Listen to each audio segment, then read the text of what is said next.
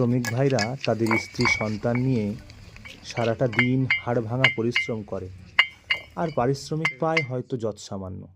হঠাৎ দেখা হলো এই ব্যক্তির সাথে, একটা বাঁশকে কেন্দ্র করে যার জীবিকা, যে বাঁশের মাথায় জড়ানো কমলা সাদা রঙের এক বিশেষ মিষ্টান্ন, যেটি মূলত চিনি ও রং দিয়ে তৈরি।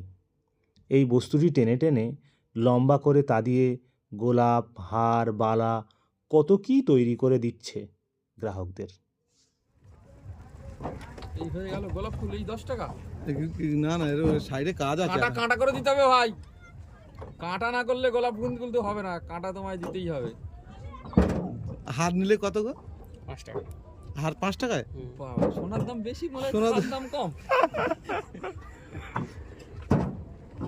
পাতা হবে, একটু লাভ চিহ্ন করে দাও ভাই। ও ভাই, ছোটবেলা খেয়েছি অনেক। মারাদা খেয়ে বলো কেমন হয়েছে। আমি খাবো না, আগে ট্রাই করো তুমি। ট্রাই করবো। হ্যাঁ, নিচের, হ্যাঁ ওটা খাও। এই টাকারে দিয়া বলা এক গোলাপ হার বানাবো। হ্যাঁ তুমি হার গোলাপের টাকা হার বানাবো ভালো। হ্যাঁ, অবশেষে ধোঁয়াশায় ঢাকা রাঙা সূর্য দেখতে দেখতে বাড়ি ফিরে এলাম।